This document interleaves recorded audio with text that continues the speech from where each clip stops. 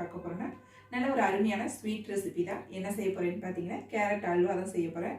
இந்த ரெசிபி ரொம்பவே ஈஸியாக செஞ்சிடலாம். மற்ற அல்வா மாதிரி ரொம்ப நாளைலாம் கிண்டிகிட்டு இருக்க வேண்டியதில்லை. 10லேருந்து ஒரு 15 நிமிஷம் இருந்துச்சுன்னா போதும், ரொம்ப ஈஸியாக செஞ்சு முடிச்சிடலாம்.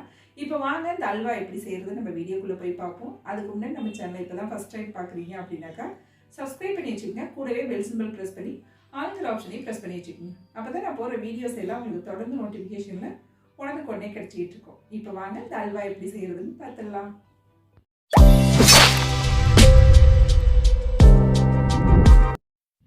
இப்போ கேரட் அல்வா செய்கிறதுக்கு ஒரு 300 கிராம் அளவுக்கு கேரட் எடுத்து நறுக்கி வச்சுருக்கேன். இதை சும்மா 1-2 தான் நறுக்கி வச்சுருக்கேன். இதை வந்து நம்ம அரைக்க தான் போகிறோம் மிக்ஸி ஜாரில் சேர்த்து. அதனால தான் நல்லா கொஞ்சம் பெருசாகவே தான் வெட்டி வச்சுருக்கேன். இப்போ இதை மிக்ஸி ஜாரில் சேர்த்து நல்லா நைஸாக தண்ணி சேர்த்து நல்லா நைஸாக அரைச்சி எடுத்துக்குங்க. இப்போ இதை நான் 2 பாதியாக சேர்த்து அரைச்சி எடுத்துக்கிறேன். இது போல் நல்லா நம்ம ஜூஸ் வடிகட்டியில் வடிகட்டி எடுத்துக்குங்க. இப்போ திரும்பவும் இன்னொரு தடவை அந்த சக்கையை போட்டு இன்னும் கொஞ்சம் தண்ணி ஊற்றி நல்லா அரைச்சி வடிகட்டி எடுத்துக்கிறேன். இப்போ வடிகட்டி எடுத்துக்கிட்டேன். இப்போ இதில் ஒரு 150 கிராம் அளவுக்கு சோள மாவு சேர்த்துருக்கேன். இதிலே ஒரு 1/4 டீஸ்பூன் உப்பு, 1/2 டீஸ்பூன் ஏலக்காய் தூள் சேர்த்து கட்டி இல்லாமல் நல்லா எல்லாத்தையும் ஒத்தாப்பில் கலந்து விட்டுக்குங்க.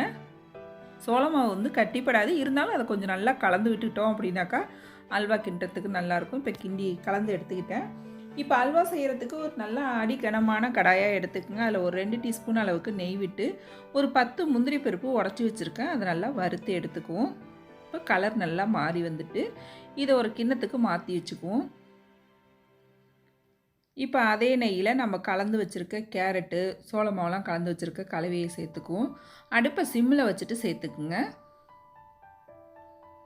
இப்போ நல்லா எல்லாம் சேர்த்ததுக்கு அப்புறம் கைவிடாமல் நல்லா ஒரு 10 நிமிஷத்துக்கு கலந்து கொடுத்துக்கிட்டே இருங்க. நல்லா திக்காகி வரும். டக்குன்னு இது திக்காகி வரும். அதனால் அடுப்பை மீடியம் ஃப்ளேமில் வச்சு கிண்டிக்கிட்டே இருங்க. இப்போ பாருங்கள், நல்லா ஓரளவு திக்காகி வந்திருக்கு. இந்த ஸ்டேஜில் நம்ம இதுக்கு தேவையான சர்க்கரையை சேர்த்துக்குவோம். நீங்கள் கேரட் எந்த அளவு எடுக்கிறீங்களோ அதே அளவுக்கு சர்க்கரை சேர்க்கணும்.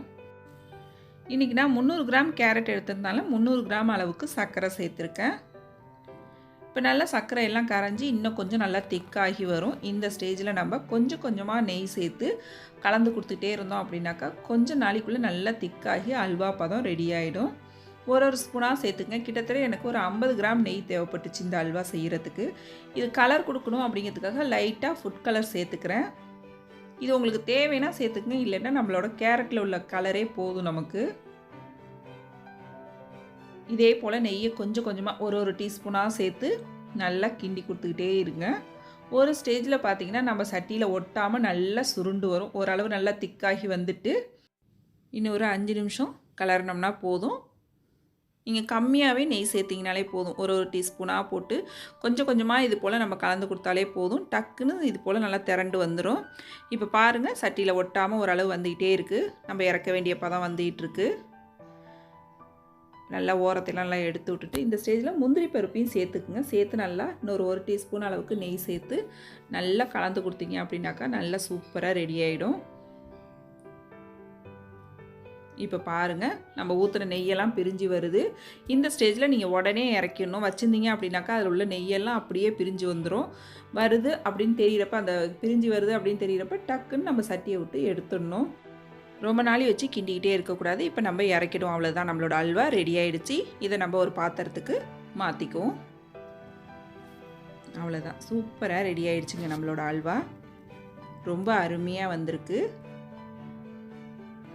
ரொம்ப நாளை வச்சுருந்தோம் அப்படின்னாக்கா எல்லா நெய்யும் வெளியில் வர ஆரம்பிச்சிடும். அந்த பதம் லைட்டாக வருது அப்படின்னு தெரிஞ்சோன்னே இறக்கிட்டிங்க அப்படின்னாக்கா அந்த நெய் நம்ம ஊற்றின நெய்யெல்லாம் அல்வா கூட சேர்ந்து ரொம்பவே சூப்பராக அருமையாக இருக்கும். இப்போ பாருங்கள் எவ்வளோ சூப்பராக அருமையாக ரெடி ஆகிருக்கு. வாயில் வச்சோன்னே கரையும். அந்த அளவுக்கு டேஸ்ட்டு ரொம்பவே சூப்பராக இருக்கும் அல்வா.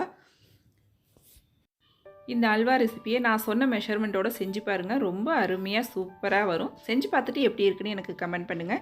என்னோட இந்த ரெசிபி பிடிச்சிருந்துன்னா லைக் பண்ணுங்கள், ஷேர் பண்ணுங்கள். மறக்காமல் நம்ம KRR கிச்சனை சப்ஸ்கிரைப் பண்ணி வச்சுக்கோங்க. நாளைக்கு வேறொரு ரெசிபியோடு சந்திப்போம். தேங்க்ஸ் ஃபார் வாட்சிங்.